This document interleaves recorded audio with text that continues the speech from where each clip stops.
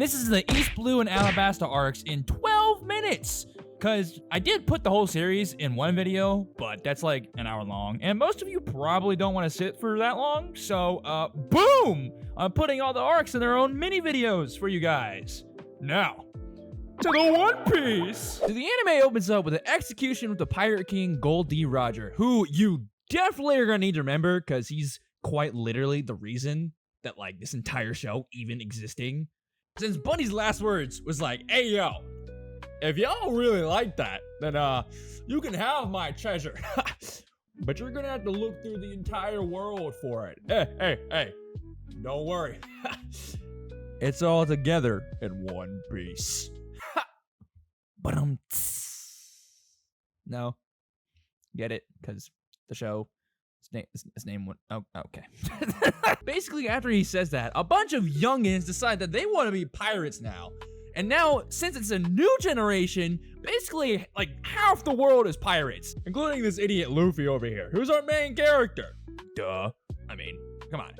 He's an idiot, punches stuff, and he's a plot armor merchant. I mean, who said that? I'm kidding. One Piece fans, please don't attack me. So Luffy over here actually ate a devil fruit, which at this point in the story is like a rare thing. And it's pretty much the main power system in One Piece for now, where you eat a fruit and get like cool powers, but in return, if you fall in the water, you're pretty much dead. Anyways, while looking for a crew, he runs into a kid named Kobe, who is important, but also at the same time isn't. But we'll worry about that later. Who sends him to an outpost nearby where we meet our best character, Zoro, in which Luffy ends up making a deal with him to free him, but he has to join the crew afterwards, so yeah.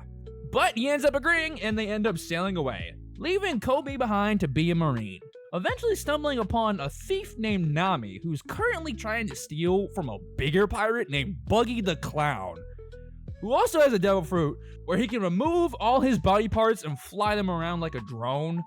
Don't even, I know what you're thinking. Yes, he can. After beating them, Nami decides to team up with them for a bit. And when they sail off to a new island, side note, get used to this. This is pretty much what happens most of the time. They just do fights and go sail off to a new island. Where they meet Usopp, who's trying to stop a band of pirates from taking over the town. Nobody listens to him, and now these 4 dudes have to do it themselves.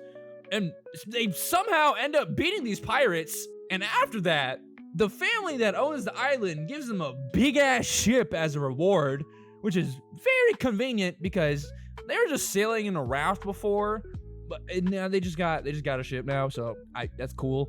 Now with all 4 of the crew members tired and hungry from all the fighting they've been doing, they end up going to this restaurant boat thing. I don't know what it's called. I kind of forgot. But this is where we meet the 5th character in our story, Sanji, who's a food-loving chef pervert hybrid thing who apparently always feeds people who are hungry, which I don't think they ever do this again in the story. I think this is like the only time this is brought up, I guess.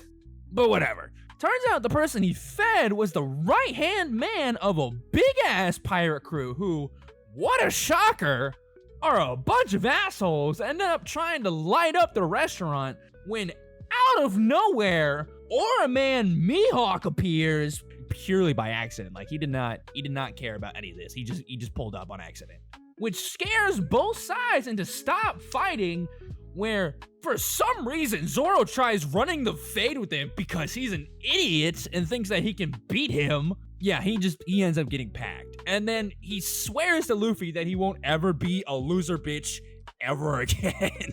But in the middle of all that, Nami dipped out of there, where we find out she's actually forced to work for this fishman Arlong because of him holding her hometown island hostage. I think. I can't remember. But actually, she's just like in a huge pickle. Okay. And of course, after Arlong taking advantage of her, the rest of the crew pull up. And they handle business, okay? Oh, okay, they handle the business. So then Nami feels bad, and then they end up becoming an official crew. And then right after that, they end up stopping at Logtown, which coincidentally is where Goldie Roger was executed, but not really anything major happens in this part other than like Luffy getting his first bounty.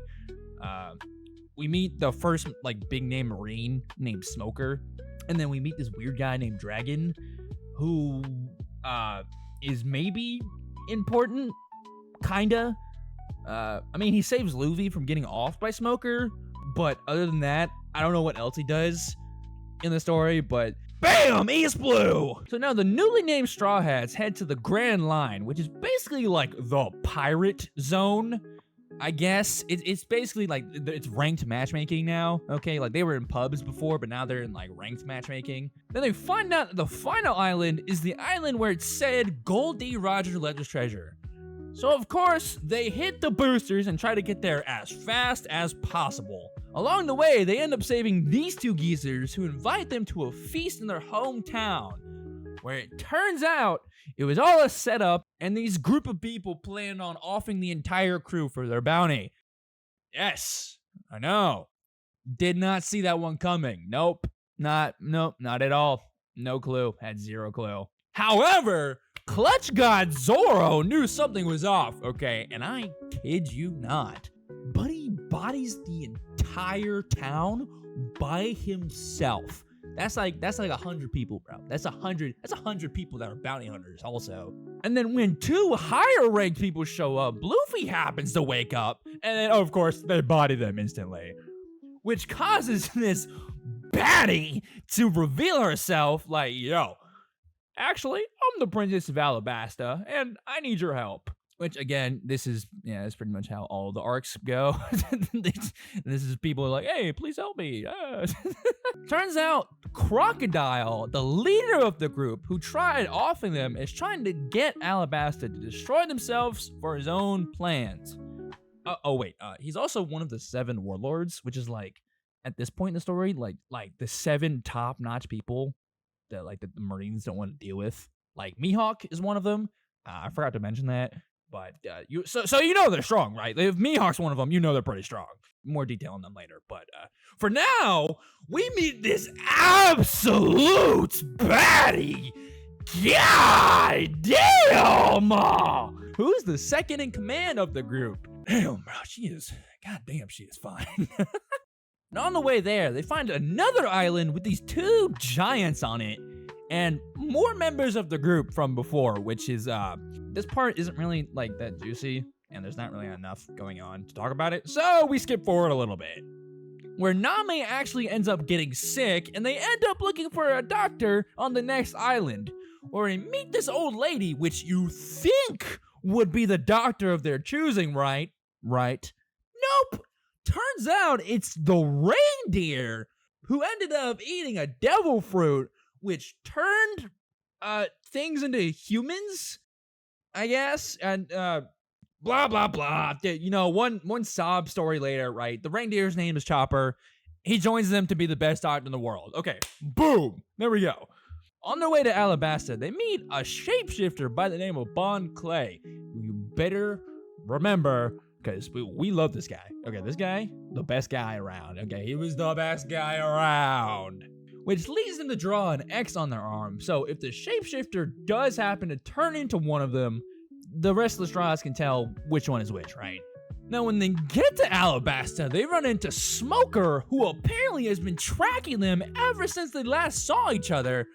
But then Luffy's brother Ace appears and saves them for the time being, and reveals that he's looking for a pirate named Blackbeard. Definitely remember Blackbeard, okay? More on that later, though. For now. They tried speed running Crocodile like way early in the arc and got thrown in jail. Guess who's there? They end up running into Smoker. However, since Luffy saved his life last time and they both have a common enemy here, Smoker ends up dropping the chase for now, which is pretty sick, I guess. As they're escaping, Crocodile pulls up on the Straw Hats, but Luffy stays behind to let the rest of the crew get out of there. But as it turns out, Crocodile ate a devil fruit also, and it turns out Bunny can control sand and is actually made of sand in an island made of sand. So literally, Luffy cannot do jack to Crocodile right now. Zero offense, right? He ends up getting absolutely bodied, right? And left for dead. But plot twist, the baddie from before ends up saving Luffy, which, you know, I'm kind of seeing a pattern here with all the, oh, I'm getting saved by other people trope, you know? But if I say anything, my head's getting obliterated. So we continue on, where in the capital, each of the Straw Hats are fighting each of the strongest members of Crocodile's group. And when the princess from before gets captured, Luffy appears and fights Crocodile with, I kid you not, a barrel of water. And somehow ends up putting up a good fight. But Crocodile comes out on top again. In which Crocodile afterwards finds out that the baddie from before was gonna betray him. But before he can finish her off, Luffy from the shadows uses his blood like how he was using the water from before. In which again, he's pretty much losing. But would you look at that, right? With his willpower and him surpassing his limits, he somehow beats Crocodile. Yeah.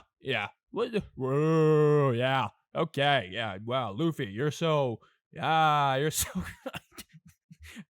let me relax. Okay, let me relax before I actually get attacked and people think I'm being dead serious. With Crocodile being beaten and arrested, Zoro gets his own bounty of 60 million, with Luffy's being raised to 100 million. Which, hey, they're kind of cooking. They're kind of cooking. Not gonna lie. They're getting crazy clout out here. But sadly, they leave the princess behind as they set sail to their next island. While you're waiting for that, how about maybe checking out OG Naruto while you're here?